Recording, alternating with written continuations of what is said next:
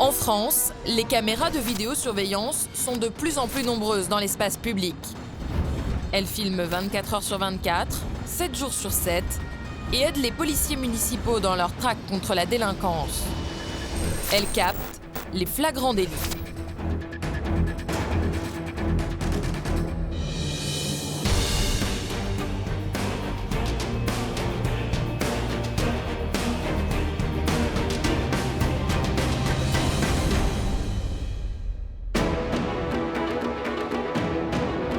Reims, 185 000 habitants, la capitale de la Champagne, dans l'est de la France.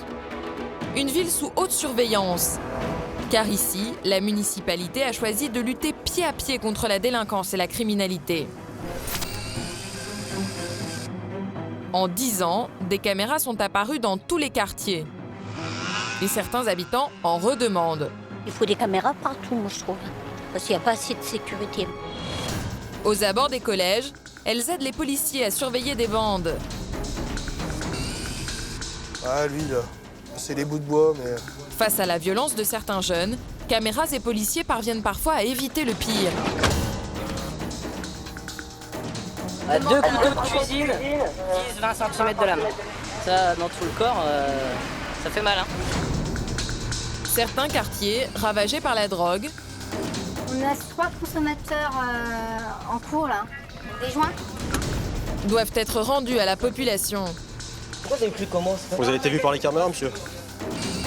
Face aux dealers, la ville installe de nouvelles caméras encore plus solides, capables de résister aux tentatives de destruction. Vous êtes filmés, nous surveillons les forces de l'ordre. En 8 ans, les effectifs de la police municipale ont été doublés. Lix, ils sont par terre au sol, en face de la bijouterie. Et 150 caméras permettent aux équipes d'intervenir au plus vite. Tu le touches vraiment, je le sais. 5 ans que tu fais de la merde. 24 heures sur 24, Voilà, restez tranquille, monsieur, pour votre sécurité et la nôtre, s'il vous plaît. elles filment en permanence. Putain de bâtard de gueule. En consacrant plus de 2 millions d'euros à la sécurité des habitants, la capitale du Champagne affiche clairement sa volonté, assurer la sécurité publique. Place d'Erlon, au cœur de Reims. Il est plus de minuit ce samedi et les terrasses des bars sont bondées. Le quartier est connu car l'alcool aidant, il est fréquent que la fête dégénère. Alors la police patrouille, prête à agir dès les premiers troubles. Un passant vient justement de signaler une rixe à la sortie d'un bar. Calme-toi, calmez-le, calmez-le, calmez-le. Et y a rien. La priorité pour les policiers, séparer les deux hommes et tenter de démêler la situation. Monsieur, Oh, vous voyez que c'est la police, là? Police ou voilà, bah moi je te dis, tu te décales. Et pour l'instant, tu te tiens tranquille. Calme, ok. Tu vas te calmer. Tu te tiens tranquille. C'est quoi, moi? Vous me Ok, tu te tiens tranquille et t'écoutes quand je te parle. Au CSU, Aurélien s'inquiète. Les consommateurs sont violents et la foule massée devant le bar est importante. Ouais, ça marche, je te remercie. Les policiers ne sont que 4, alors ils demandent le renfort de la police nationale. Ah, on a une assistance PN en cours. Les collègues arrivent place d'Arlon à gauche. Apparemment, 3 clients n'étaient pas décidés à quitter le bar. Mais qu'est-ce que tu filmes, toi? C'est pas... Hé, sans déconner, par là. Bah oui, c'est bon, c'est bon. C'est bon, bah j'ai rien demandé, moi. Ta pièce d'identité. Attends, je peux remettre mon manteau? Non, votre pièce d'identité. Pièce d'identité, monsieur. Carte bleue. J'ai carte bleue, carte Jules, carte Célio. J'ai toutes les cartes magasins si vous voulez. De tous les magasins de mode. Le jeune homme semble calmé, mais il n'a aucun papier d'identité sur lui et son taux d'alcoolémie est élevé. Pas question de le laisser dans un tel état sur une place encore très fréquentée. Après avis au PJ, vous ramenez l'individu. Il finira la nuit en cellule de dégrisement et ses explications n'y changeront rien. Mais j'ai pas envie que mon copain se fasse taper dessus. Vous l'avez tapé sur mon copain. La situation se calme à peine quand un de ses amis vient aux nouvelles. Le moment est mal choisi.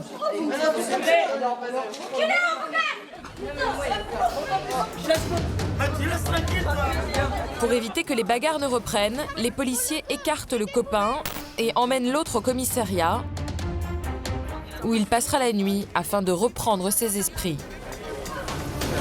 Ok. Est-ce que vous pouvez m'enlever les menottes au moins, s'il vous plaît? Je vais pas vous braquer dans la main. Ouais, mais c'est pour des Mais mesures. monsieur, je peux pas. C'est pour des mesures de sécurité. Honnêtement, je suis honnête avec vous. Ok, monsieur. d'accord. Vous montez, vous faites attention à la tête. Vous les enlèverez au commissariat. Vous avez eu un geste violent, monsieur. Vous le comprenez? On pense pas, on agit rapidement. On prend le temps d'essayer d'analyser puis d'écarter les éléments perturbateurs. Voilà, pour pouvoir dénouer le problème, il faut déjà qu'on calme tout le monde. Ah, il faut monter. Ben quitte les lieux, mais d'autres équipes restent sur place.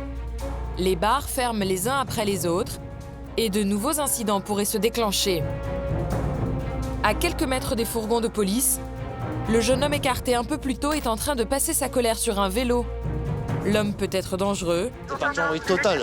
Il représente une menace. Les policiers décident de l'interpeller.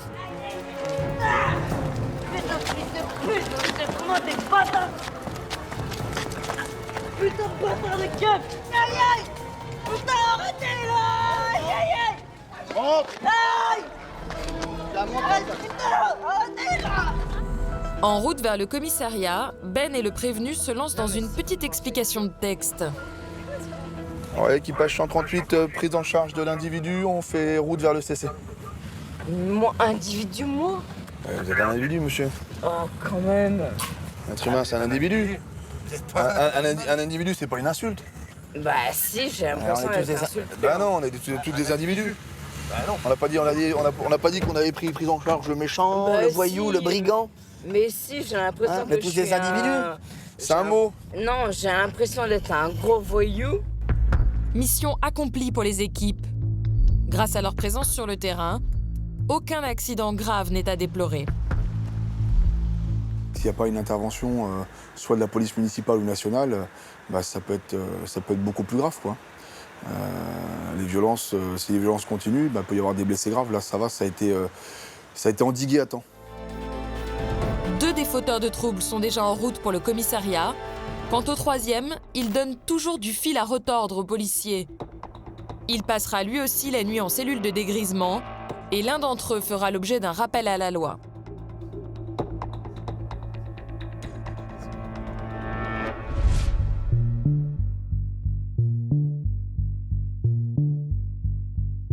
Mais la soirée n'est pas encore terminée. Un peu plus tard, au CSU, Jonathan repère un groupe d'étudiants au comportement étonnant. On passe des défis, on est des champions, mais des oufs. À quelques mètres de la place d'Erlon, 2 jeunes hommes semblent confondre la fontaine avec la piscine municipale. Mais la température est proche de 0. Et ces 2 personnes, qui doivent être fortement alcoolisées, prennent de gros risques pour leur santé. Jonathan envoie immédiatement une équipe. 137 pour PC. Vous pouvez vous rendre au niveau de la fontaine Solidarité pour 2 individus en caleçon. Ouais, c'est bien fait, tu les en vision? Affirmatif. C'est fréquent, on a tout le temps des individus qui sont un peu alcoolisés, ça y est, c'est parti, on se met en caleçon et puis on fait la petite baignade de nuit quand ils gardent le caleçon. Mais la petite baignade prend une toute autre tournure quand un passant commence à filmer la scène. Les baigneurs reprennent leurs esprits et veulent effacer les images. Pas envie de se retrouver demain la risée des réseaux sociaux. C'est parce qu'il l'a filmé en fait. Ouais. Et lui, il n'est pas d'accord d'avoir été filmé. 137 pour PC, ils ont une petite altercation avec 2 individus. Ils ont filmé en train de se baigner. Ouais, ils sont là, tiens. Et l'individu en caleçon n'a pas l'air d'accord d'avoir été filmé. Ouais, on est sur place. À l'arrivée des policiers, les voyeurs s'esquivent discrètement. Bonsoir monsieur, qu'est-ce qui vous arrive? Vous avez un problème? Oh non, bah là, non, absolument pas. Monsieur, Il aime vraiment pas être filmé, je crois. Pas les caméras, je crois. Monsieur, vous restez là, monsieur. Maintenant. C'est pas vous qui êtes filmé maintenant, monsieur. Vous mettez là. Vous allez nous présenter une pièce d'identité. Bah, vous faites des conneries, il faut les assumer. Mais j'ai pas fait de conneries. Monsieur, vous êtes filmé, hein. Mademoiselle, vous amenez les vêtements, s'il vous plaît. Vous restez là, monsieur. Vous restez là. Vous vous habillez ici, monsieur. Vous vous habillez ici. Apparemment, le jeune homme ne mesure pas la situation dans laquelle il se trouve. Si, c'est nous qui décidons, c'est pas vous, monsieur. Donc maintenant, vous nous écoutez. Ok. Est-ce que je peux me rhabiller? Maintenant, allez, maintenant rhabillez-vous parce que je pense que sinon vous allez finir en dégrisement, monsieur. Monsieur, je crois qu'on s'est pas compris là. Vous allez vous rhabiller, sinon vous finissez en dégrisement. D'accord? Ouais, ça vous fait rire. Vous allez Non, vous êtes à moitié nu sur la place d'Arlon, vous trouvez que c'est bien, franchement? Mais le jeune étudiant n'est pas agressif. Il va éviter la cellule de dégrisement. Les policiers relèvent tout de même son identité. S'ils le recroisent cette nuit, les choses n'en resteront pas là. Et on est proche de zéro. Et il y a des gens qui trouvent le moyen de se baigner même en hiver dans la fontaine. Donc c'est courageux mais c'est stupide. Ouais. Et une fois de plus, hein, on le redit encore, la magie de l'alcool. Sans la clémence des policiers, l'étudiant aurait écopé d'une amende comprise entre 75 et 250 € pour trouble à l'ordre public. Je vous préviens qu'on n'ait pas de nouveau affaire à vous ce soir. D'accord. D'accord? Là, vous avez consommé trop d'alcool. Donc je pense que là, maintenant, il est temps de rentrer et de vous coucher. Donc vous rentrez chez vous, dans le calme. C'est 6 heures en dégrisement, monsieur. Ben et ses équipes connaissent bien cette place. Chaque année, des dizaines de fêtards confondent la fontaine de la place et la piscine municipale. Et ce, quelle que soit la saison.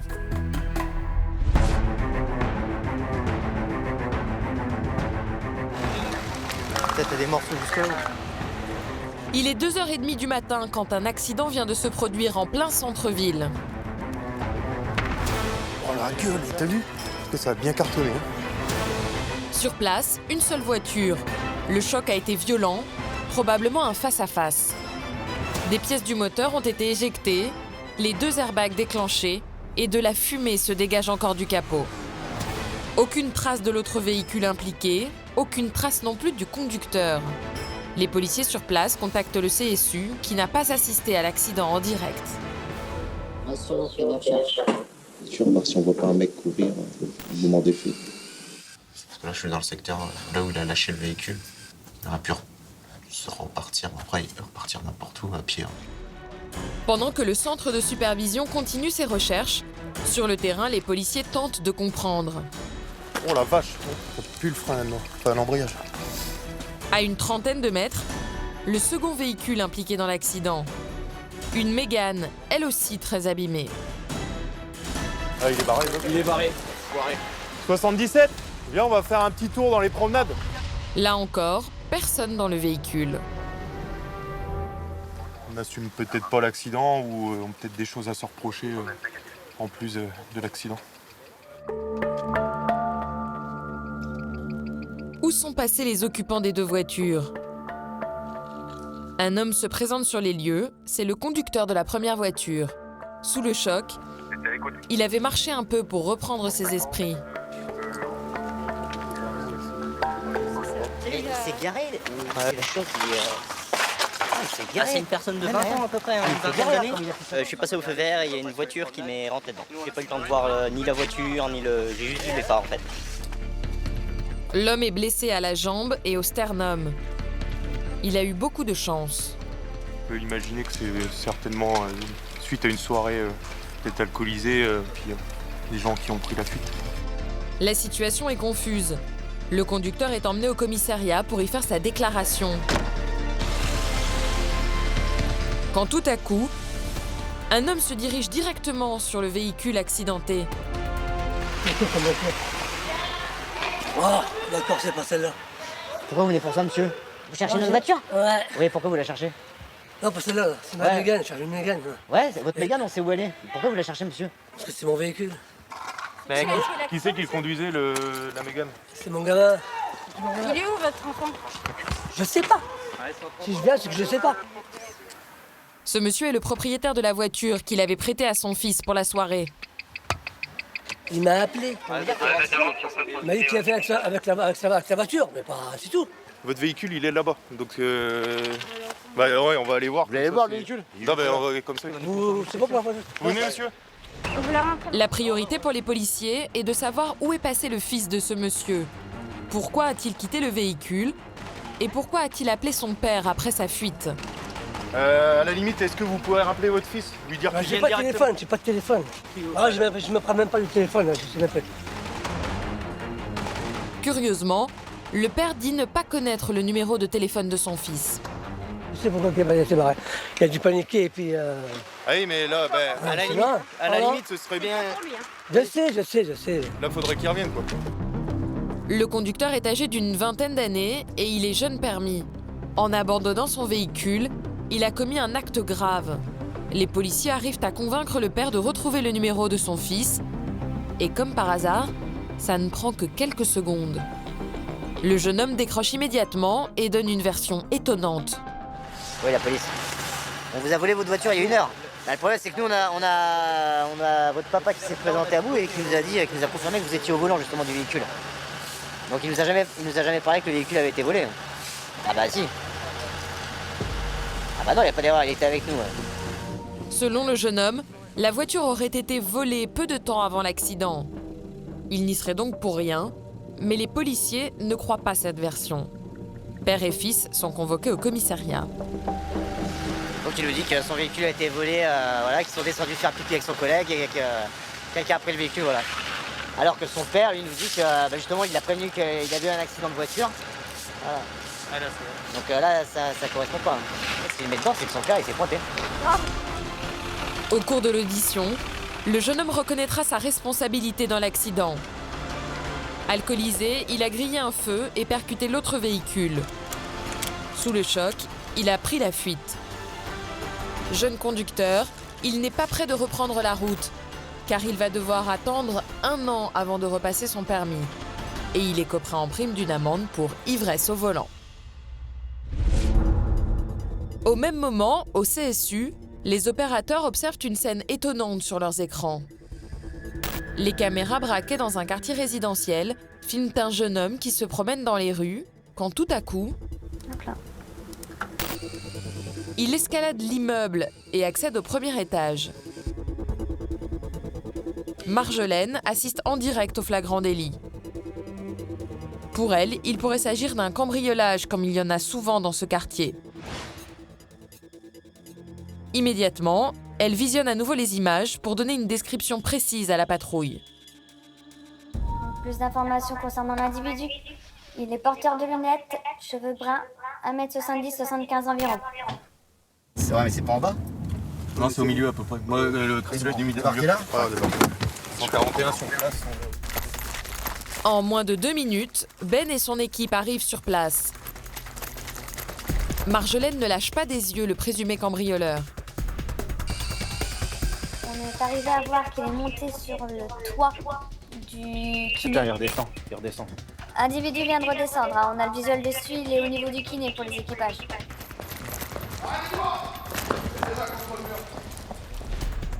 Le jeune casse-cou ne cherche pas à fuir les policiers. Il lève même les bras en signe de bonne volonté. Vous avez quelque chose sur vous? Dangereux. Oui, c'est ce qu'on fait. Bougez pas. Bougez pas la main. Yes, j'ai juste fait le con, j'habite là-bas. Hein. Bougez pas. Ok, je bouge pas. Je voulais juste rentrer parce que, je sais pas, j'étais plein des lieux, si je vais rentrer par là-bas. Par le balcon, c'est tout. La version du jeune homme est assez incongrue. Il prétend habiter dans l'immeuble et avoir choisi de rentrer chez lui par le balcon alors qu'il a ses clés. Un délire selon lui.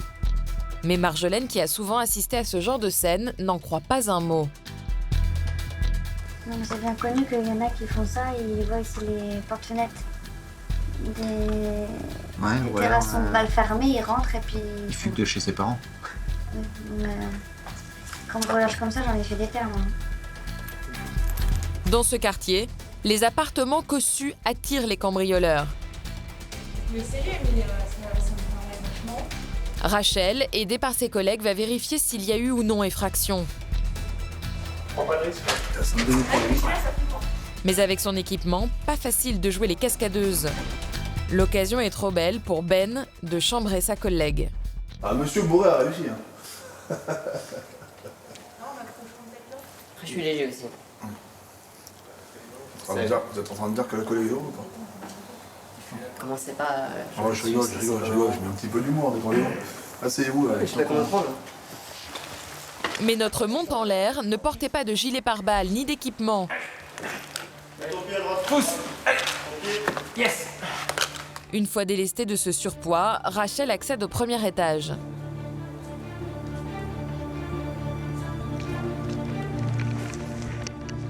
Mais sinon, il n'y a pas de trace d'effrac. Aucun dégât sur la terrasse. La version du jeune homme est peut-être la bonne.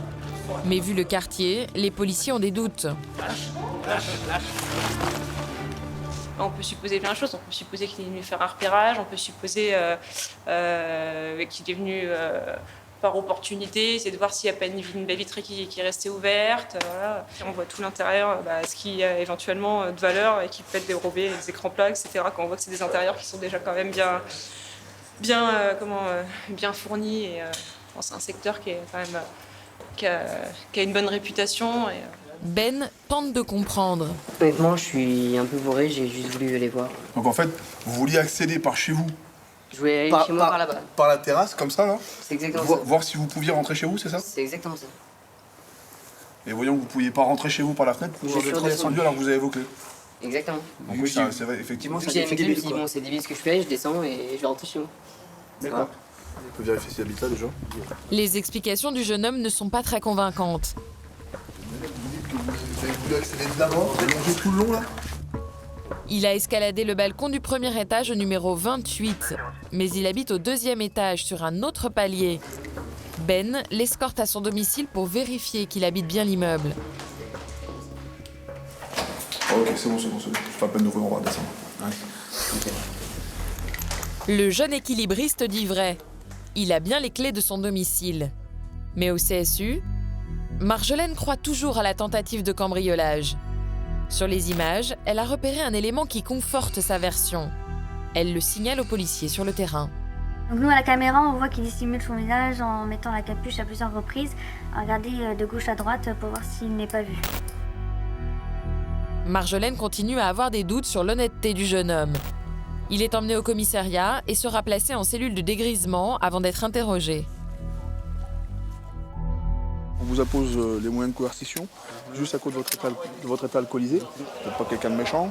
Maintenant, c'est l'alcool qui justifie qu'on vous mette ça, parce que votre comportement peut évoluer. Genre sans alcool? Alors, ensuite... Vraiment, je vais m'énerver. Non, mais on a... Alors, attendez.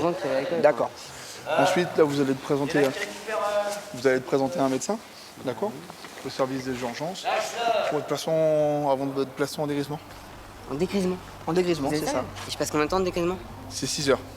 6 heures. À compter de maintenant. Et je serai tout seul? Dans votre cellule? Je serai tout seul. Super. Allez. 6 heures, un délai qui laisse aux équipes le temps de s'assurer qu'aucun appartement n'a été visité cette nuit-là dans le quartier.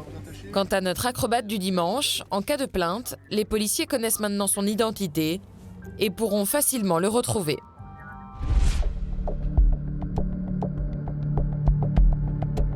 Le lendemain, c'est l'heure de la sortie des collèges. Une heure critique, car depuis plusieurs semaines, 2 bandes rivales s'affrontent régulièrement. Mais depuis quelques mois, elles ne semblent plus avoir de limites. Certains s'arment, et les bagarres ont parfois des conséquences dramatiques. Alors à Reims, on surveille les choses de très près. Le centre de supervision vient de repérer l'une des 2 bandes. Ah, lui, là. Ah, c'est un bout de bois, ça. Mais lui, non, c'est des bouts de bois. C'est des bouts de bois, mais... À Reims, la police municipale et les établissements scolaires travaillent main dans la main. Depuis 2 jours, des rumeurs d'affrontements entre la bande du quartier de la Croix-Rouge et celle d'Orgeval circulent. Les policiers veulent éviter un drame. Ce matin, dans le cadre des sécurisations des établissements que l'on fait, nous avons eu des bribes d'informations quant à la possibilité d'avoir des rixes entre bandes rivales de quartiers différents. Je les avais sur la 82 là. Et ils partent. Et j'en ai encore un là, mais après j'ai plus rien, quoi. Après je les perds. La bande repérée par Jean-Philippe arrive aux abords de la station de tramway. Armés, 9 jeunes se dirigent vers le collège. Mais ils viennent de disparaître dans une rue non équipée de caméras. Là, on les a perdus au niveau station angle avenue Blanc. Donc vous pouvez tourner sur les secteurs pour essayer de détecter le groupe. Une patrouille se dirige vers le quartier Saint-Thomas où les bagarres éclatent souvent. Au CSU, Jean-Philippe vient de repérer la bande adverse. Ils sont une quinzaine et 2 d'entre eux portent aussi des bâtons. Le groupe se dirige également vers le quartier Saint-Thomas. L'affrontement entre les 2 bandes rivales semble imminent. Entre la station tram Jean Massé et la station avenue de Lan. Il y a un bout du groupe qui est resté à la station de tram. Ils ont pas pris de tram, hein, d'ailleurs. Le tram part C'est bizarre, c'est qu'il y en a 4 qui remontent. Quoi, Pour le moment, les jeunes restent aux abords de la station de tramway. Les arbres gênent la visibilité des policiers. Ah, ça sort là, ça y est. La bande continue d'avancer pour rejoindre le quartier Saint-Thomas. Une dizaine d'individus, type africain, nord-africain, casquette sweat. Bon, on a quelques bâtons. Le groupe est au niveau de la station-service, hein, sachant que les premiers du groupe, un type africain, manteau marron, doudoune blanche. Ouais, correct, les motards, vous êtes derrière. 2 motards en patrouille vont les interpeller. On fait tout ça parce que la nationale est passée avec les bleus dans l'autre sens. On a potentiellement peut-être une victime. Les motards, vous êtes sous assistance. Une autre équipe arrive en urgence, car les motards ne sont que 2 et les jeunes beaucoup plus nombreux. Vous n'avez pas des bâtons Si, mais il y a un morceau de bois là-bas. Pour le moment, la fouille ne donne rien. Mais sur les caméras, on distingue très bien l'un des jeunes, vêtu de bleu, qui se débarrasse de son bâton à l'arrivée des motards. Tous n'ont pas eu le temps de jeter leurs armes. 2 couteaux de cuisine, 10-20 cm de lame. Dans le sac à dos de l'un des collégiens, les policiers viennent de trouver 2 armes blanches. C'est pas mal, hein. Ça, dans tout le corps, ça fait mal, hein. Faire gaffe. Plus c'est mineur, à mon avis, là, c'est pas pour faire la cuisine. Hein. Vu l'état... C'est fréquent des histoires comme ça, ici? Ça arrive, parfois. Aujourd'hui, ils sont motivés, apparemment. Ça dépend des jours. Jean-Philippe a prévenu la police nationale, qui attend le propriétaire des couteaux au commissariat. Les motards pour passer. Avis au PJ effectué à 17h15. Vous ramenez l'individu porteur de 2 couteaux de fusil. Vous levez, je l'aime, s'il vous plaît. Le port d'armes blanches est passible d'une peine de prison ferme. Mineur, ce jeune homme écopera seulement d'une amende de 750 €. Les arguments qu'il évoque pour sa défense ne sont guère convaincants. J'étais chez moi. Ouais. Ma mère elle m'a dit à 13h elle va amener les couteaux chez ma tante préfet. Et moi comme je les ai vus, je suis resté avec eux. Et j'avais oublié de ramener ça pour ma tante. Qu'est-ce qui s'est passé en fait Rien. On se promenait. On se promenait au quartier. Pourquoi vous êtes là en fait? Parce que j'avais 2 couteaux. Vous savez pas que c'est interdit le port d'armes blanches? Non. Moi je savais pas. Et vous avez quel âge? 15. Comment ça se fait que la police se soit intéressée à vous Parce qu'on était en groupe. La collaboration entre la police municipale et les collèges a porté ses fruits. Ce soir, le pire a peut-être été évité. Là, on trouve quand même un jeune adolescent avec 2 couteaux de boucherie. Donc, même si ce n'est que pour faire peur, pour afficher, un geste malencontreux et c'est une vie qui peut basculer. Et c'est très dommage. Donc, il faut se prémunir de ça.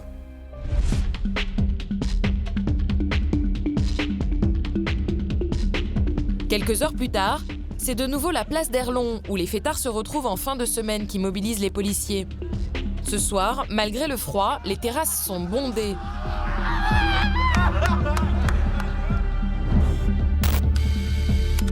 Au centre de supervision et sur le terrain, les policiers sont vigilants. Et pour cause.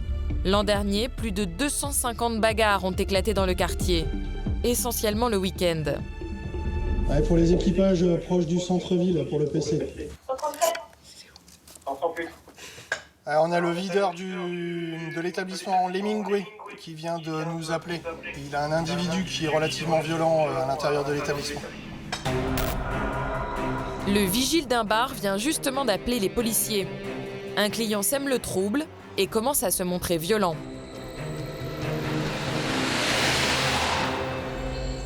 C'est un réflexe pour les videurs d'appeler directement la police municipale? Ça arrive de temps en temps qu'ils nous appellent directement. Oui.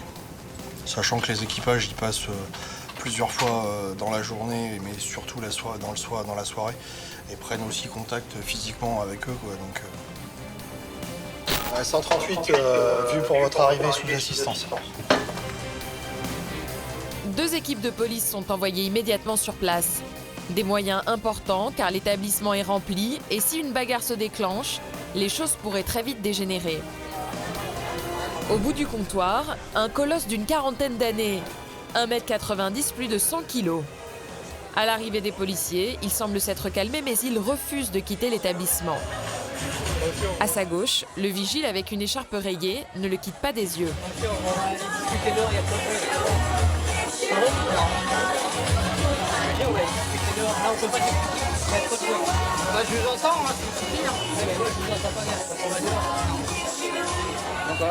Malgré l'insistance des policiers, le client refuse obstinément de les suivre. Il n'a qu'un seul mot à la bouche. Vous avez une pièce d'identité, s'il vous plaît, monsieur? Comment? Vous avez une pièce d'identité, s'il vous plaît? Non? Vous pouvez nous donner votre identité verbalement? On va demander à monsieur de vous accompagner, on vous récupérera dehors. Vous allez le faire sortir, si vous voulez. Les policiers n'ont pas pris le client en flagrant délit d'agression. Ils n'ont donc pas le droit de le faire sortir eux-mêmes. Tranquille, tranquille. C'est le vigile du bar qui doit s'en charger. Mais l'homme n'est pas décidé à se laisser faire. Écartez-vous! Il y a un trou, monsieur, il y a un trou.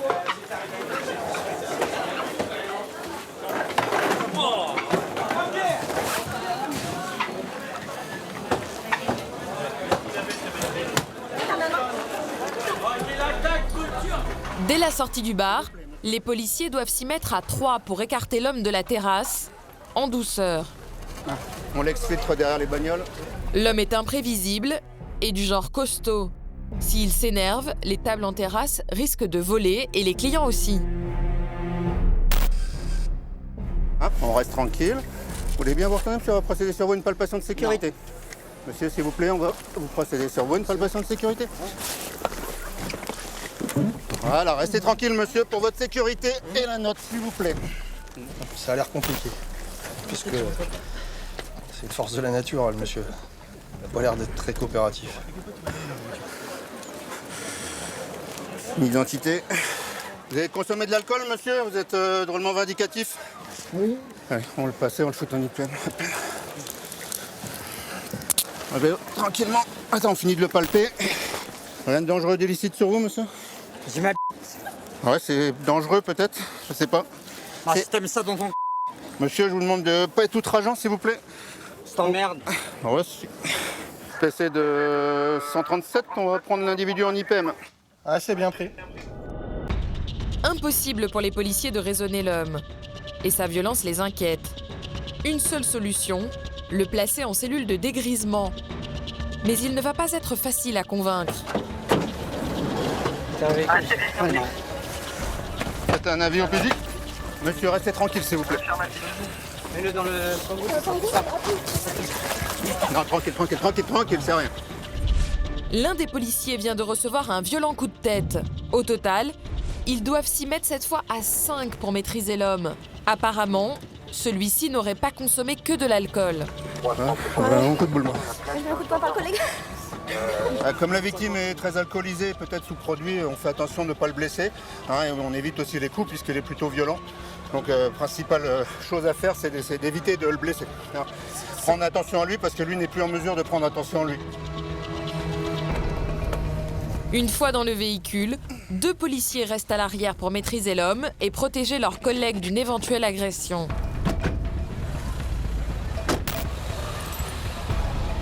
Emmené en cellule de dégrisement, il sera relâché le lendemain matin.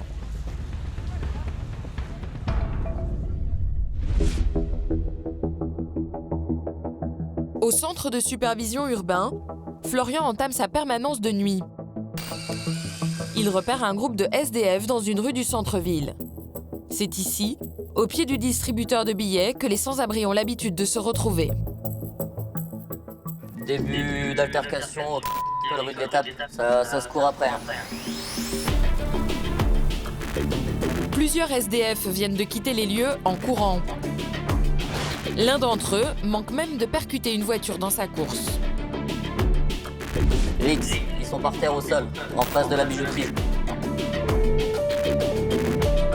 Ben et son équipage se rendent sur place. Ils sont en train de se taper dessus. Ils sont 3 individus, dont une personne avec un gilet réfléchissant bleu, plein milieu de la route, sur le passage piéton. Présence de la brigade anticriminelle. La voiture grise qui vient de se garer est celle des policiers de la BAC, la brigade anticriminalité. Quelques minutes plus tôt, ils ont assisté à la course-poursuite entre les SDF et décidé de les interpeller. Ah, c'est eux là? C'est là? Devant la bijouterie. Sur place, les deux équipes se partagent la tâche.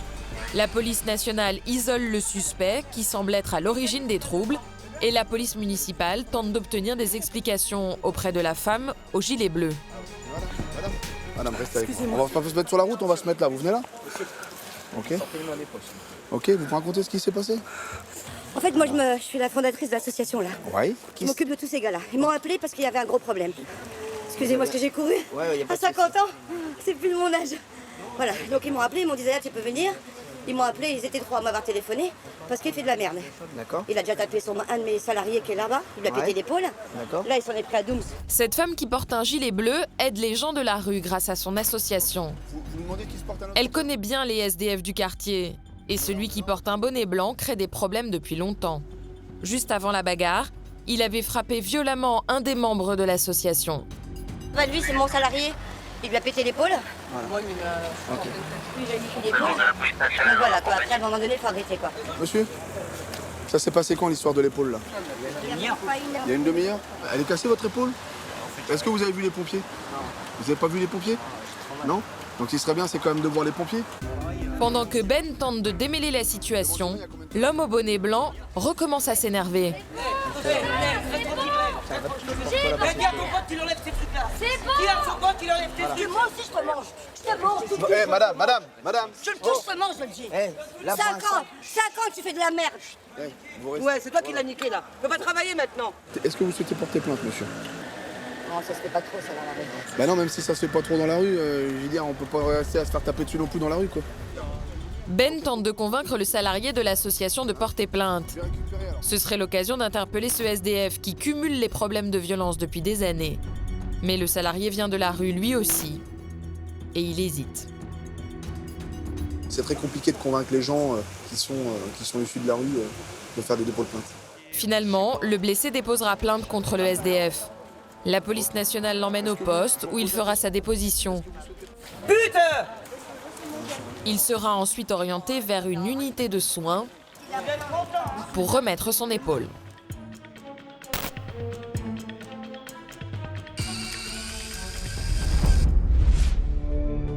À Reims, certains quartiers périphériques sont touchés par le trafic de drogue. Pour tenter d'enrayer le phénomène, les policiers multiplient les patrouilles et les caméras sont plus nombreuses. Mais elles sont souvent la cible des dealers. Dans le quartier Wilson, cette caméra vient d'être cassée car elle gênait les échanges qui ont lieu. Ici, les vendeurs sont chez eux. Ils n'hésitent pas à utiliser les panneaux de la ville pour faire leur publicité et même afficher leurs tarifs.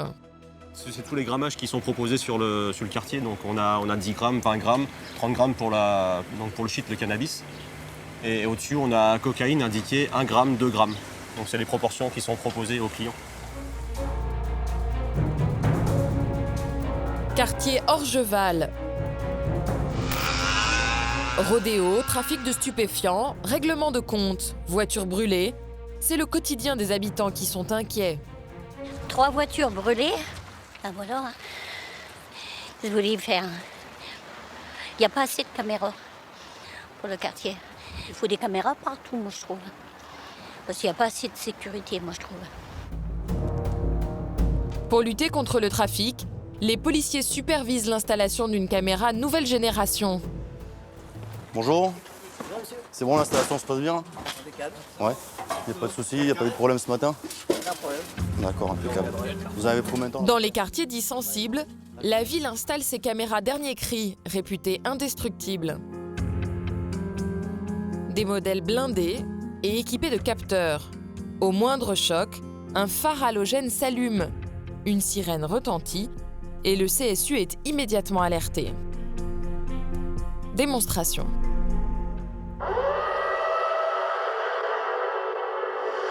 Vous êtes filmé, nous envoyons les forces de l'ordre. Si elle a été détruite, c'est que ça les dérange, donc c'est vraiment un point stratégique en fait sur le quartier ici. Ouais. Les gens qui détruisent les caméras, c'est forcément que ça ne les intéresse pas trop d'être protégés. C'est pas les honnêtes gens. Voilà. L'installation de ces caméras est un investissement important pour la ville de Reims. Elles coûtent chacune 5 000 €. Au CSU, Denis présente aux équipes leur nouvelle arme. Avant de sortir en patrouille, je vais vous présenter le nouveau vecteur qui a été mis en place. On peut aller très loin sur Bétinger et voir les plaques des véhicules relativement éloignés ou faire de l'identification de personnes. C'est des nouvelles technologies qui sont quand même assez performantes.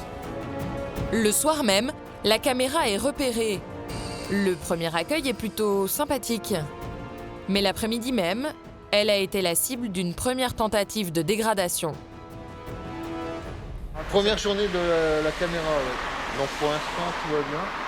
Par contre, un de mes équipages s'est fait légèrement caillasser en début d'après-midi suite à cette installation. C'est le début de la soirée et au CSU, Nadia entame sa permanence. On a sur Europe 3 consommateurs en cours là. Des joints. C'est bien pris, à quel endroit? C'est juste en face de la boucherie. Une scène banale dans ce quartier. Les jeunes se retrouvent en bas des immeubles pour fumer. Une activité illégale qui perturbe le voisinage. Alors la police intervient sans relâche pour montrer sa présence. Pour aider les équipes sur le terrain, Nadia cherche à identifier les consommateurs. Du tabac, juste en dessous de la pancarte Loto. Ouais, donc je reprends les ondes là pour les équipages qui partent sur Europe. Donc les consommateurs, donc un avec un bonnet et le second cheveux donc attachés en queue de cheval. Pour le troisième consommateur, avec les cheveux donc plaqués en arrière, une barbe légère avec des chaussures style Puma de couleur rouge et il est habillé tout en noir. T'as combien d'individus exactement en ce moment? Là, il y a à peu près une quinzaine de personnes. Donc t'as 2 groupes, un sur la droite, un sur la gauche. Ouais, c'est bien pris pour 136. L'équipe de Nicolas n'est plus très loin, mais le temps qu'elle arrive sur place, les jeunes ont arrêté de fumer. Nadia demande à ses collègues de rester dans le véhicule, car s'ils veulent interpeller les fumeurs, ils doivent les prendre en flagrant délit, ce qui ne va pas tarder. Bah tiens, il y en a un qui est en train de... Il va en attaquer. 136 pour le PC. 39 pour 136. Ouais, donc t'as un deuxième qui vient d'en confectionner une, avec un bas de jogging noir, rayures blanches sur le côté, cheveux rasés courts sur les côtés en dégradé, donc qui est près d'un autre avec une capuche orange. 2 des jeunes, dont celui à la capuche orange, ont quitté le groupe. Messieurs, bonsoir. Mais le porteur de joint, lui, a disparu. On vous laisse vous placer contre le commerce, s'il vous plaît. Ça correspond? Donc celui qui a la capuche orange, oui. Et celui qui a le bas de jogging avec une rayure blanche, il n'est pas avec vous, je crois. Excusez-moi, j'ai une petite question. À quelques mètres, une autre patrouille est positionnée en renfort pour éviter que la situation ne dégénère. Dégage ta gueule. On vous laisse rejoindre vos amis, monsieur. Au CSU, Nadia vient de retrouver le consommateur qui portait le survêtement avec une bande blanche. Ben, en fait, il est juste derrière, au niveau du tabac, juste en dessous de la pancarte Loto. Il est en train de prendre une canette, là. Je sais pas si tu le vois. Rasé court sur les côtés avec jogging noir, bande blanche. Vas-y, tourne à droite, hein. Reviens en arrière. Donc là, tu dois la voir. Voilà, tu l'as juste à droite. Monsieur, vous nous suivez, s'il vous plaît? Vous placez ici, s'il vous plaît. Vous avez une pièce d'identité, s'il vous plaît? Vous avez rien sur vous? Vous avez quoi dans le sac, là? Vous retirez le sac, s'il vous plaît? Vous posez ça par terre? À l'arrivée des policiers, le consommateur s'est débarrassé de son joint. Mais Nicolas vérifie qu'il n'a plus de drogue sur lui. Vous retournez pas les paumes comme ça? Pourquoi t'as pris comment? C'est pas sympa, ça, hein? Vous avez été vu par les caméras, monsieur? Ah, vous voulez enlever mes chaussures aussi? Ouais, faut alors les enlever, ouais, après. Hop, y'a pas de problème. Et vous les prenez, vous les retournez, s'il vous plaît. On est pieds nus. 745. C'est bon, vous les remettez?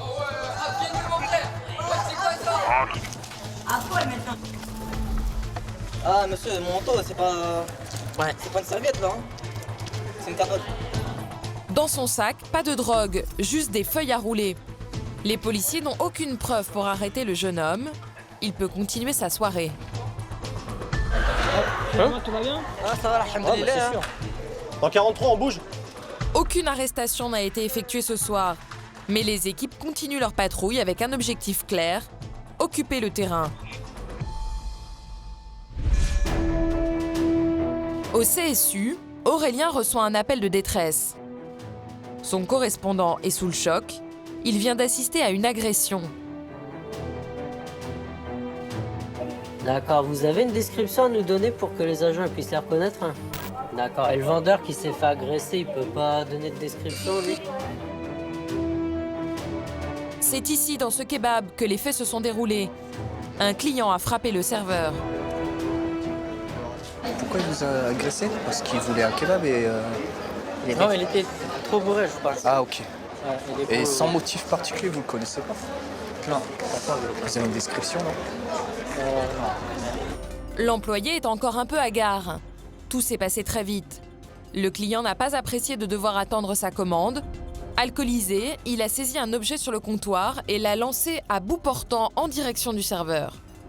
Avant de s'enfuir, il a aussi fracassé la porte de l'établissement. Il ressemble à quoi, le monsieur? Pardon? Il ressemble à quoi, le monsieur? C'est un black, ouais. Un black? Il avait une veste gris. Ouais. Il fait quelle taille à peu près? 1m70. Ouais. Il était en jean? Ouais. Hein? Ouais. Un jean bleu? Après, j'ai pas vraiment regardé. Ouais, je sais bien, ça a été vite. Le signalement est assez approximatif, mais Fabien le transmet immédiatement au CSU. Et pour la description de l'individu qui a porté les coups, un individu type A. L'agresseur est peut-être encore sur les lieux. Aurélien et Florian vont ouvrir l'œil. Veste grise, 1m70 et jean. Pas plus de description. C'est bien reçu. La place est bondée. Pas facile pour l'équipe du CSU de trouver le suspect. Aurélien demande plus de détails.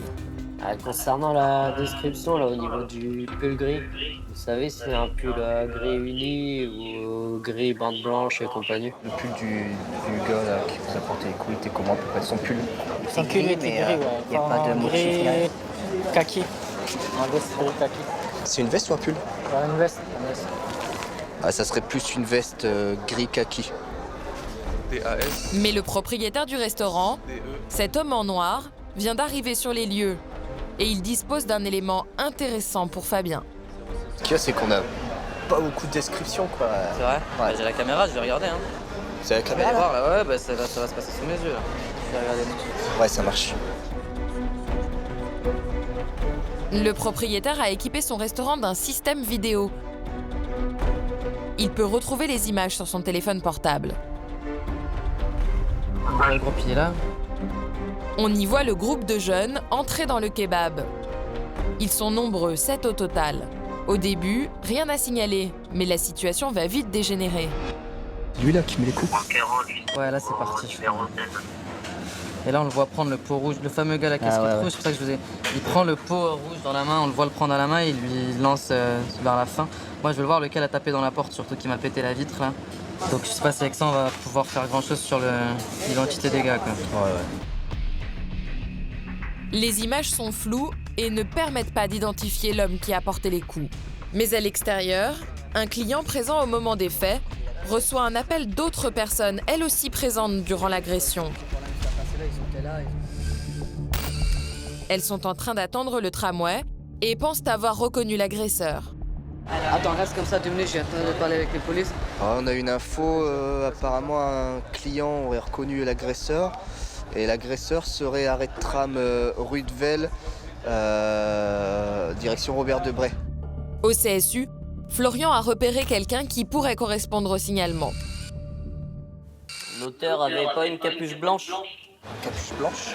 Un capuche blanc ou pas? Il y avait ou pas? Ouais. Ouais, affirmatif, un capuche blanche. Mais apparemment le tram va vite arriver. Ouais, bah moi en visu, j'ai 4 individus, dont un avec une casquette rouge, veste grise. Et j'ai un autre individu avec une veste grise et une capuche blanche. Donc lui est actuellement encore à l'arrêt de tram. Ouais, veste gris, capuche blanche avec des locks, normalement ça serait l'auteur des coups.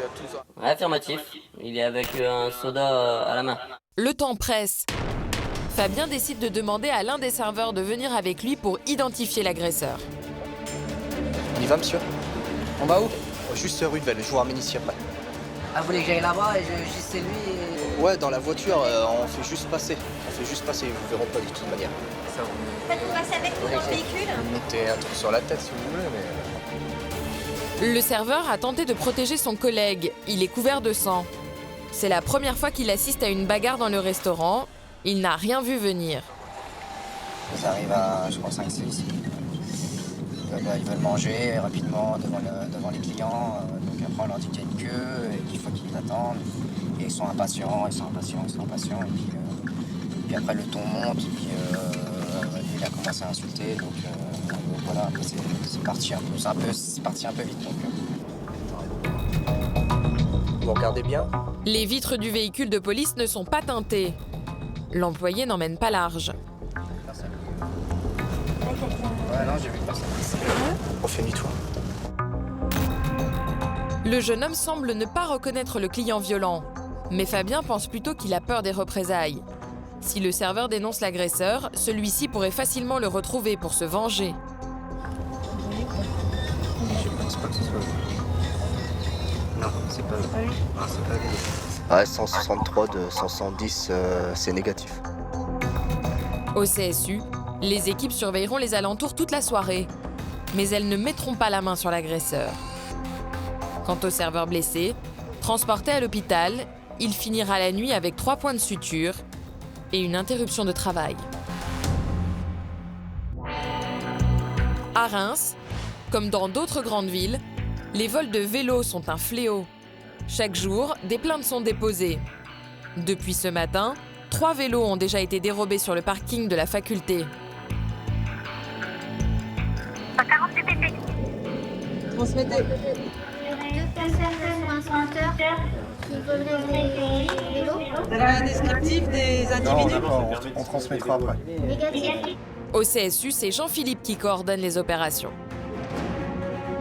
On n'a pas de caméra sur place. Par contre, ça peut redescendre sur le quartier de l'Europe. Selon les informations dont les policiers disposent, les voleurs arrivent en scooter.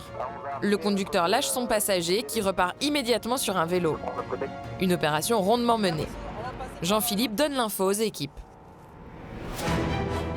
146 et 138, ainsi que les motos pour le PC. 146. Pour le moment, vous contrôlez éventuellement tout scooter qui pourrait redescendre sur vous ou aux alentours. PC de 146, arrivé sur les lieux. Première vérification sur le parking. Aucun scooter en vue. Tellement grand le parking, si on n'a pas de détails. L'équipe décide d'aller à la chasse aux informations. À son arrivée, 2 nouveaux vélos viennent d'être volés. Donc depuis ce matin, ça fait le 5e vélo qui se fait... D'accord. Bonjour. Bonjour, je suis le doyen de l'UFR. Vous avez un descriptif Il y a une demoiselle qui a une vidéo. D'accord. À l'intérieur du bâtiment, une étudiante a filmé l'un des vols. Donc là, c'est le vélo qui a été volé? Oui, c'était le 3e. Et vous avez le scooter, d'accord. Mais on n'a pas la plaque. J'ai pas réussi à avoir la plaque. Ils sont casqués, donc... Oui. Impossible d'identifier les voleurs. Mais la vidéo contient un indice précieux. Le scooter utilisé a un capot avant rouge, facilement repérable. Une amie de l'étudiante l'a alertée. Elle nous a interpellés en nous disant que elle voyait quelqu'un partir avec un vélo très vite et avec un casque sur la tête. Mais en fait, au début, on a rigolé parce que, il avait un casque, il avait un vélo. Et ça a fait ça une 2e fois. Et là, on a ouvert les stores pour les avoir en vidéo la 3e fois quand ils sont revenus. Vous, les jaunes fluo? Quelle marque? Le propriétaire du dernier vélo volé, c'est ce jeune homme. Je suis sorti de cours. J'ai vu... là, j'ai accroché mon vélo, j'ai vu un truc quelque chose par terre. J'ai vu qu'il y avait mon vélo. Au début, je me suis dit, je voulais accrocher autre part. J'arrive près du poteau, mais c'est mon cadenas par terre et pas de vélo, personne autour, pédale. Ils ont essayé au début là, Ah, ça, de ce côté-là, oui. Après, ils ont réussi de l'autre côté. Je suis étudiant, je me suis payé mon vélo moi-même. Voilà. P746. Sophie transmet immédiatement les informations sur le scooter à Jean-Philippe au CSU. Donc il y aurait un Between marque Decathlon jaune fluo et un VTT noir. Un vélo jaune fluo. L'information alerte Jean-Philippe. À peine quelques minutes plus tôt, il a en effet aperçu un cycliste sur un vélo de cette même couleur. Je regarde dans l'axe du centre commercial comme ça, et t'as un vélo qui passe fluo, jaune fluo. La 95. Tu peux la remettre en arrière 15 minutes. 15 minutes. Ouais, j'ai un jeune qui est passé avec un vélo jaune fluo. Après relecture, les images montrent bien un jeune homme sur un vélo qui correspond à la description donnée par Sophie. Dans le même quartier, le scooter rouge vient d'être retrouvé. Grâce à la vidéo transmise par Sophie, les policiers de la BAC ont interpellé le conducteur. Ils l'interrogent dans leur véhicule banalisé et les aveux sont rapides. Les vélos sont déjà tous répartis à quelques mètres de là chez des amis. Tous, sauf un. Le vélo jaune, il n'a pas été retrouvé? On y va là. Le troisième personne, elle indique l'avoir planqué chez sa grand-mère. D'accord. Effectivement, le vélo jaune n'était pas loin. Son jeune propriétaire va retrouver le sourire. Il devra probablement investir dans un antivol encore plus costaud.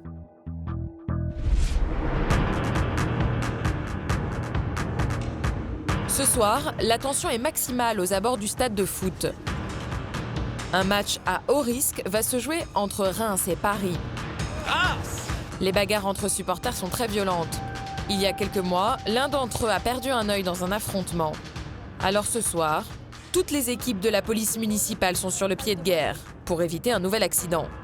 On a eu comme info ce matin donc un bus d'ultra attendu et 45 supporters en VL individuel, avec des antécédents entre les Rémois et les Parisiens, donc potentiellement un dispositif qui pourrait être tendu. Le stade de l'Aune peut accueillir jusqu'à 21 000 personnes.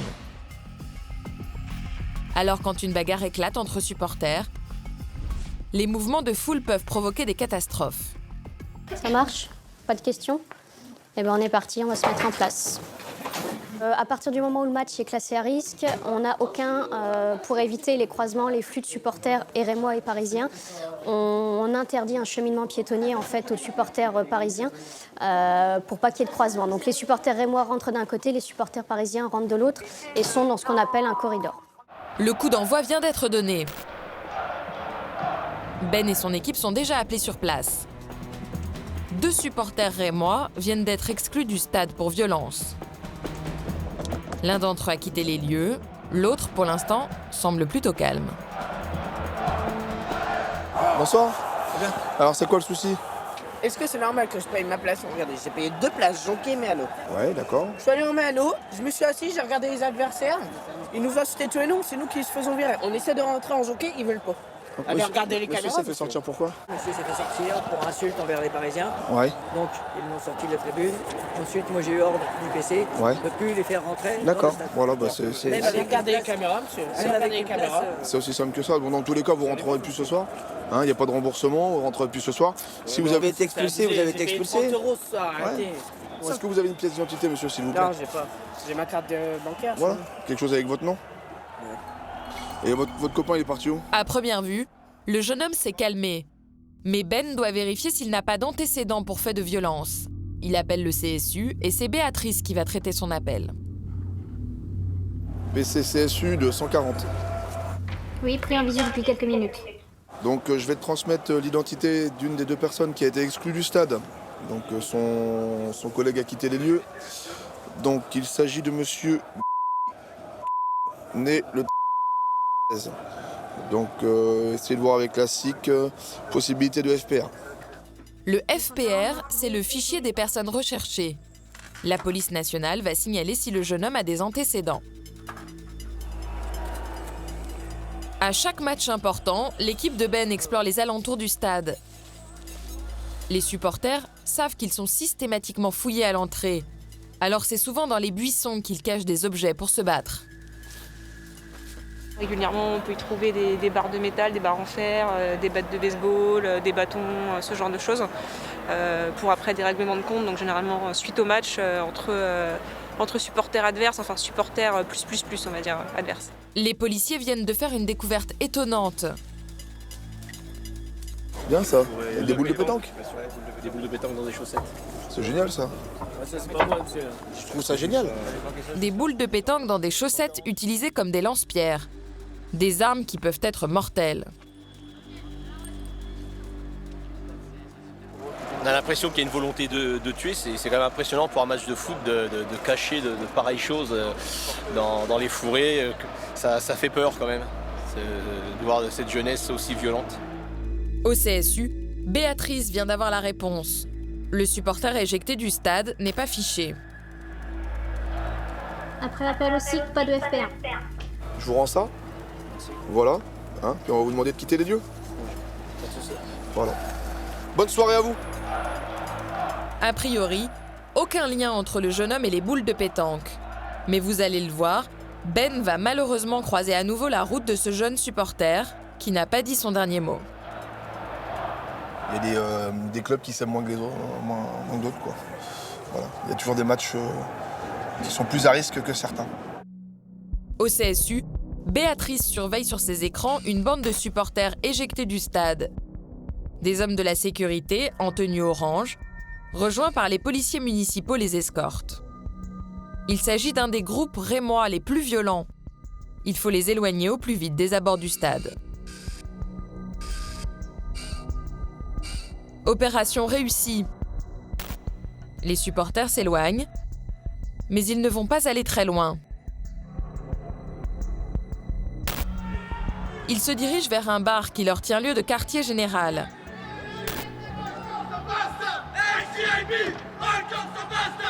Au CSU, Florian braque ses caméras sur le café, car c'est là qu'ils vont attendre la fin du match dans une ambiance alcoolisée et surchauffée. Au même moment, Ben et son équipe continuent leur patrouille aux abords du stade. Ils viennent d'être alertés par le centre de supervision. Pour la remontée, là, vous avez un jeune au niveau de billetterie qui essayait de voler un vélo sur le parking. Est-ce que vous pouvez le contrôler? Celui qui est là à droite. Veste noire correcte avec un jean. Il paraît qu'il arrive au niveau de votre véhicule à l'arrière, il se le rasé, il est derrière votre véhicule. Ce jeune homme a tenté de voler un vélo. Mais au dernier moment, il a changé d'avis. Un comportement suspect qui justifie un contrôle d'identité. Car les soirs de match, les policiers municipaux ne laissent aucune place à l'imprévu. Ah monsieur, vous êtes venu en vélo ce soir? À pied. Pourquoi vous voulez repartir en vélo alors? Comment? Pourquoi vous voulez repartir en vélo? Apparemment c'est lui, parce que ça correspond à son manche en passage, c'est de rapprocher derrière de la voiture. Au CSU, l'un des opérateurs veut être sûr qu'il s'agit bien du jeune homme qui a tenté de voler le vélo. Il demande alors à Ben de le placer juste en dessous d'une caméra de surveillance. Dans le jargon, on appelle ça un tapissage en direct. Venez avec moi monsieur. C'est lui. Okay. Donc pourquoi vous essayez de repartir avec un vélo là? C'est quoi cette histoire là? Vous savez pas que vous êtes filmé au niveau du stade? Ah ouais, me dites pas que vous avez pas essayé d'attraper un vélo. J'ai pas dit. Ben voilà, vous l'avez pas nié. Donc mon collègue va effectuer sur vous une palpation de sécurité monsieur. Vous mettez face au véhicule, les paumes de main face à lui. Le jeune homme est calme, mais le contexte est tendu. Les policiers ne se fient pas aux apparences. Et ils ont raison. PC de 140. Ouais, donc merci de prendre en compte l'identité de monsieur prénom sans difficulté. Mais le prêt. Bien pris pour pas 13. C'est quoi, c'est un protège-dents là monsieur dans votre poche? À l'intérieur? Dans le poche, ouais. Donc vous sortez souvent avec un protège-dents vous? J'ai toujours sorti. D'accord, c'est quoi votre t-shirt là? Et sympa ton maillot de supporter là. Bon, je vais finir la palpation dessus. Ben a eu du flair. Le jeune homme porte un t-shirt des supporters connus pour des faits de violence. Pas de doute, protège-dents en poche, il n'était pas sorti pour simplement prendre l'air. Donc monsieur, mais pour en découdre. Je vais vous expliquer comment ça va se passer. Ouais. Donc là, on a recueilli votre identité. D'accord. Vous êtes vu à la caméra en train d'essayer de voler un vélo. D'accord. Ok? Là, on vous trouve sur vous avec un protège-dents. Donc si on se balade avec un protège-dents, c'est que vous avez l'intention d'en découdre. Donc c'est aussi simple. C'est aussi simple que ça. Là, la soirée, elle est terminée pour vous. En plus, vous sentez bien l'alcool. Je vais vous rendre votre carte d'identité. Votre nom, il est noté au CSU. On va vous suivre caméra. Si vous ne tenez pas tranquille jusqu'à chez vous, d'accord, vous aurez de nos nouvelles. Vous récupérez votre carte d'identité, vous quittez les lieux. Pour ce soir, je ne vous vois plus. Les policiers n'ont rien de concret à reprocher au jeune homme. Mais ils ont certainement freiné ses ardeurs de bagarre, du moins pour ce soir. Il peut rentrer chez lui. Au CSU, Béatrice continue à surveiller le QG des supporters. Le match est presque terminé et un groupe se précipite vers le stade.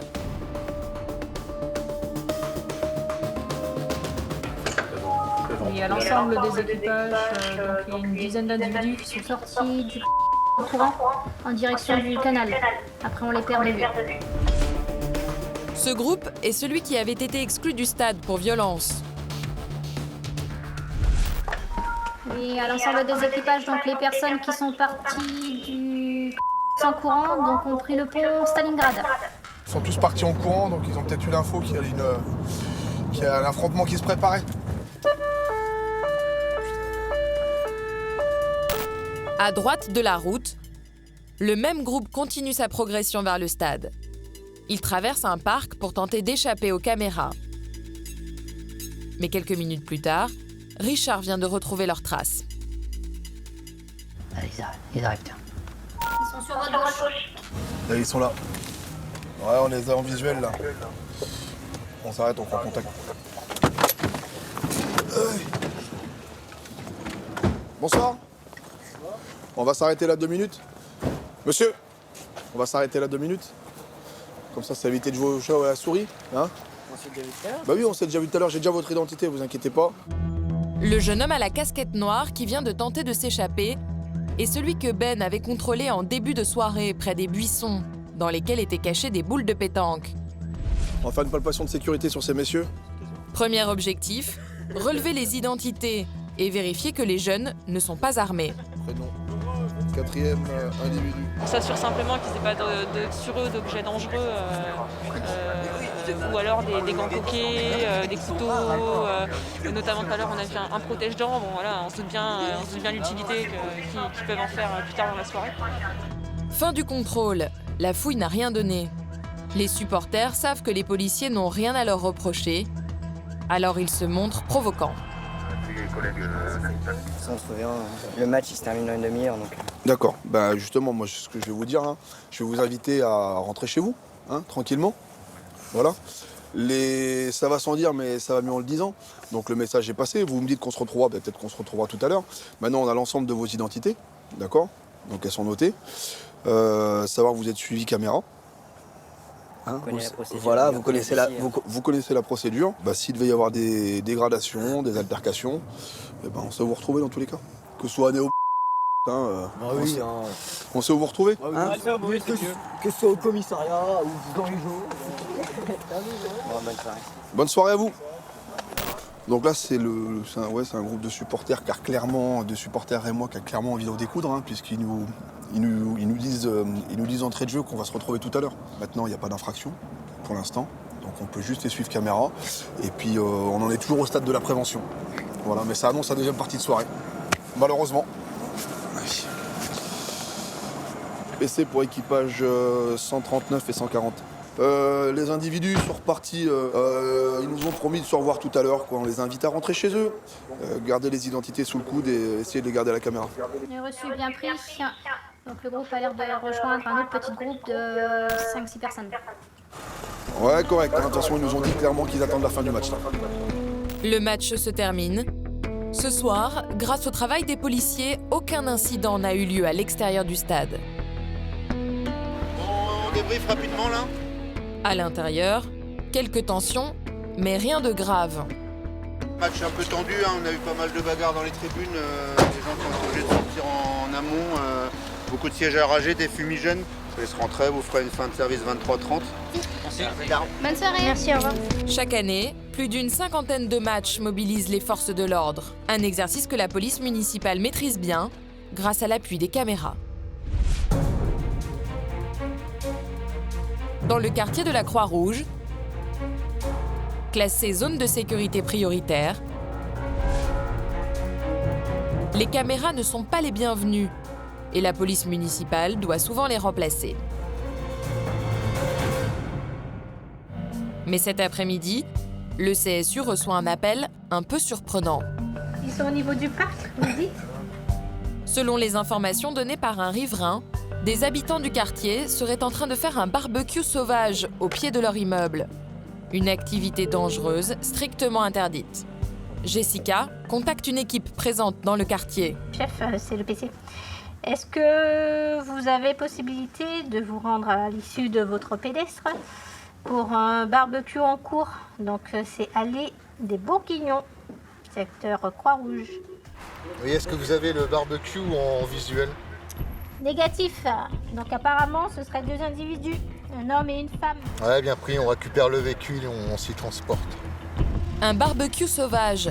A priori, rien de très dangereux. Il n'y aura pas de visu caméra. Les voisins se plaignent et les policiers ne savent pas combien de personnes sont impliquées sur place. Les risques de brûlure ou d'incendie sont réels. Vous pouvez nous envoyer un équipage en stabilisation? Oui, bien pris.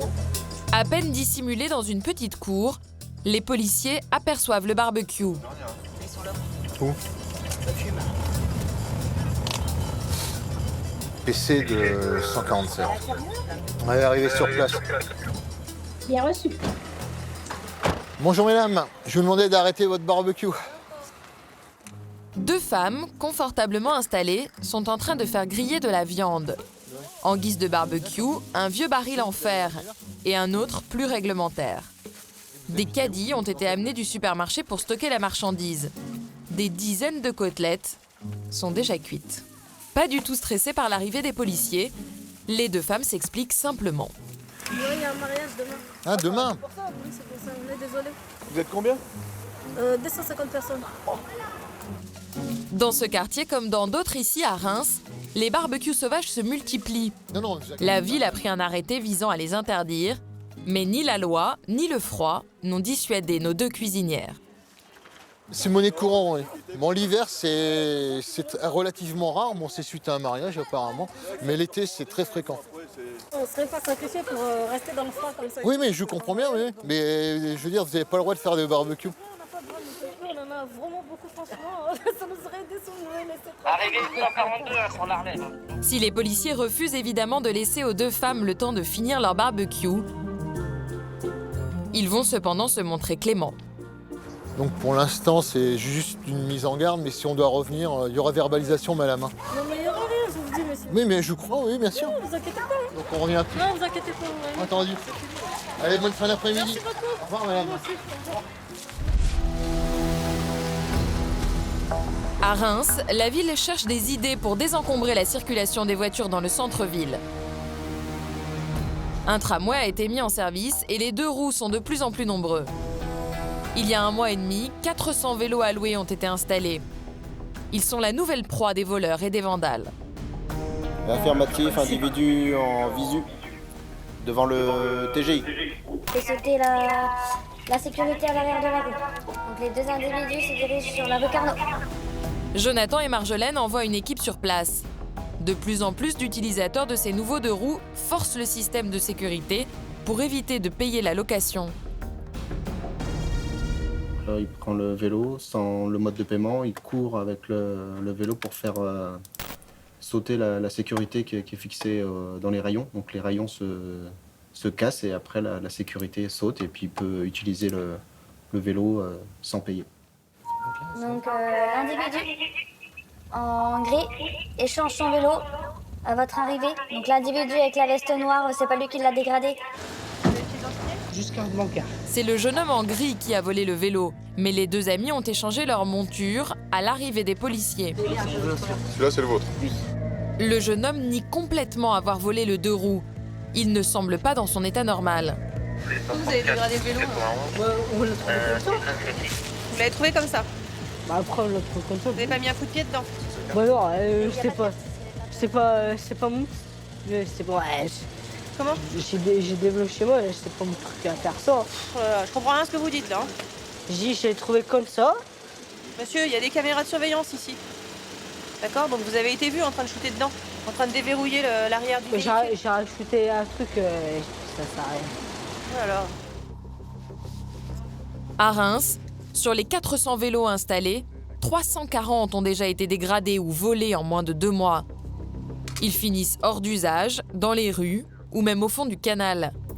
D'autres se retrouvent à vendre sur le Bon Coin. On voit au niveau du renfort, donc là, au niveau du système de sécurité normalement qui bloque la roue et qui a été cassé également ici.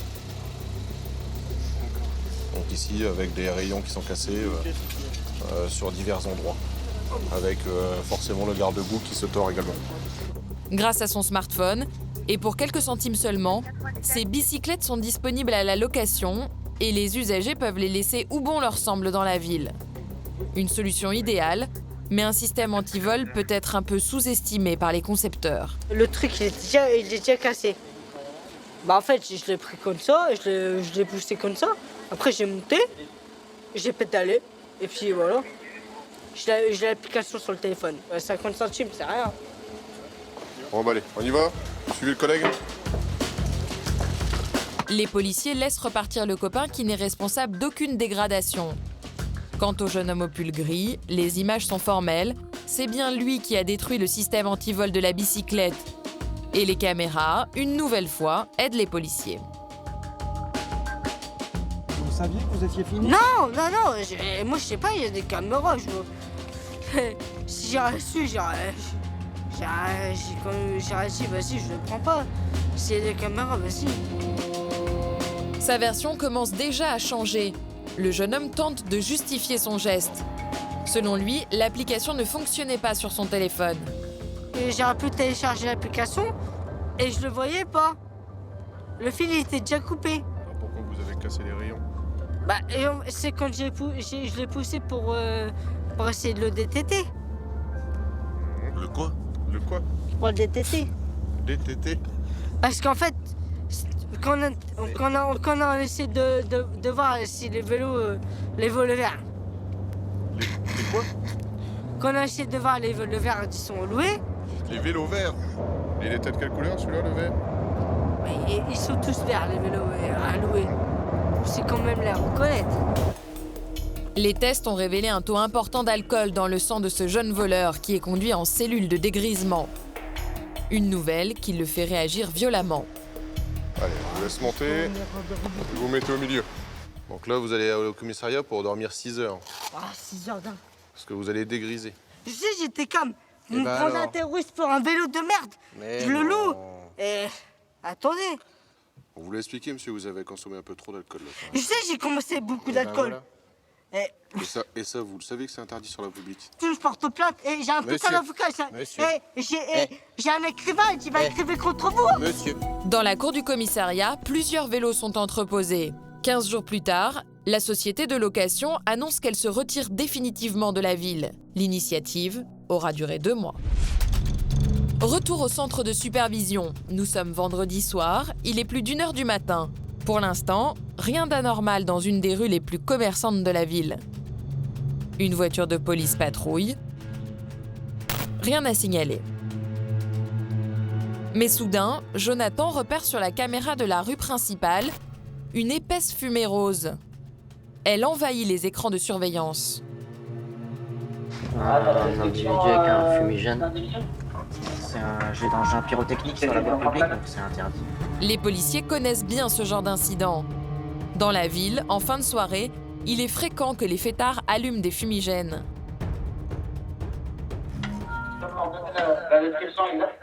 Un jean bleu clair, un manteau noir, capuche sur la tête maintenant, manche bleue, un type européen. Donc pour l'instant, il est à l'entrée Chabot. Les fumigènes en pleine ville, c'est évidemment interdit. Et surtout, cela peut causer des dégâts. Accidents, incidents, les rues alentours sont déjà enfumées. Une équipe arrive sur place, 2 personnes sont présentes. Affirmatif. Au niveau de la boutique de coiffeur. C'est reçu. Donc l'individu avec la capuche noire sur la tête.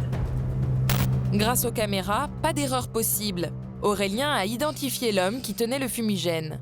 Contre toute attente, il nie et avance une toute autre version des faits. Je fais agresser par deux mecs au niveau de la... vous avez brûlé un fumigène? Moi? Oui, on vous a vu. Vous avez été filmé, vous êtes juste au-dessus de la caméra. Bah vous pouvez me filmer, je vous dis que c'est pas moi. Moi je vous dis que c'est vous. Bah non. Votre date de naissance? 1999. Ouais. Le 5. 99. Le jeune homme prétend être né en 1199. Il serait étonnamment bien conservé. Ou alors pas tout à fait dans son état normal. Je suis alcoolisé, oui. Donnez-moi la date. Le 5. 9. Pour information, individu alcoolisé. C'est reçu.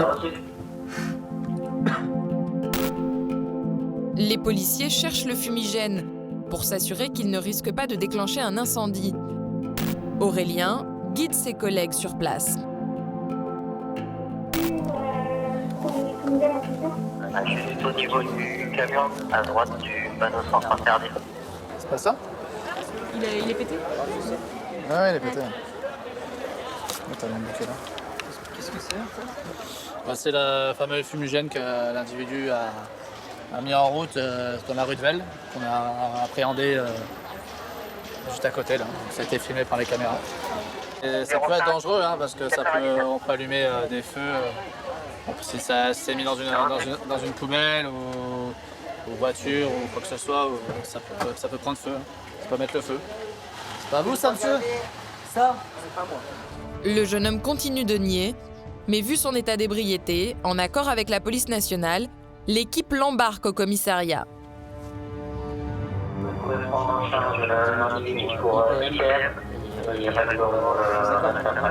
Il passera la nuit en cellule de dégrisement avant de ressortir libre le lendemain. À peine le temps de reprendre leur véhicule, Ben et son équipe sont appelés par le CSU pour un accident sur la voie publique. À droite, parce qu'il est devant la voiture police. Un homme est allongé au sol, en plein milieu de la chaussée, la tête en sang.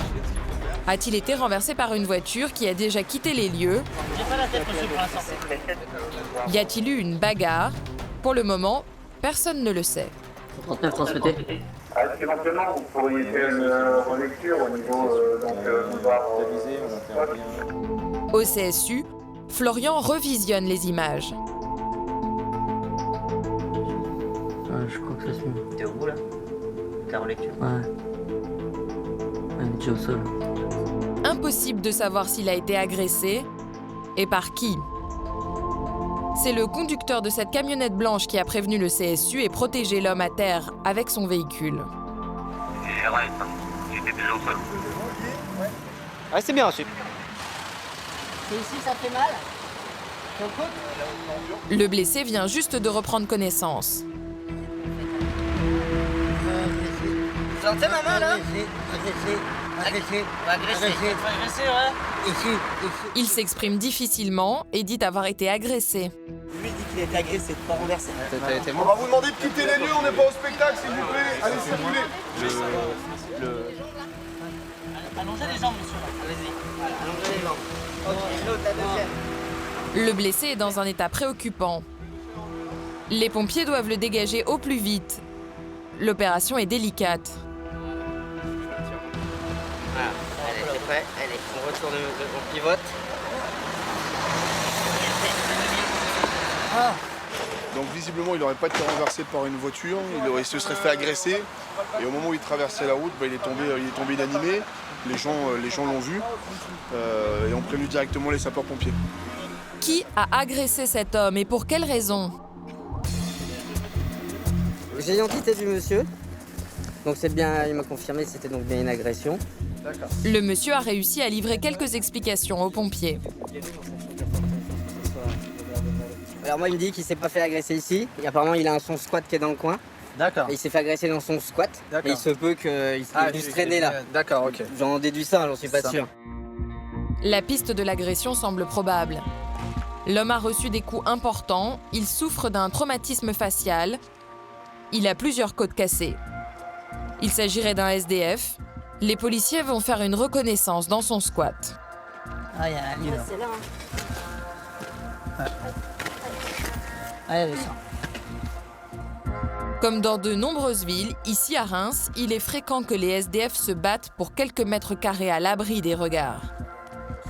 On a vu des traces de sang par terre, donc peut-être qu'il y a eu une bagarre entre eux, entre deux personnes. Donc du coup, on cherche s'il n'y a pas une autre victime ou autre chose. En se dirigeant vers la route, le SDF a probablement voulu échapper à son agresseur. Donc fin d'intervention pour nous, on reprend la patrouille. Grâce au conducteur de la camionnette blanche, qui lui a probablement sauvé la vie, le monsieur dormira ce soir à l'hôpital, où il sera soigné. Agression, vol, rixe, drogue, ivresse sur la voie publique. À Reims en 2017, les policiers municipaux ont réalisé plus de 500 interpellations. En France aujourd'hui, plus de 100 000 caméras saisissent chaque jour les flagrants délits.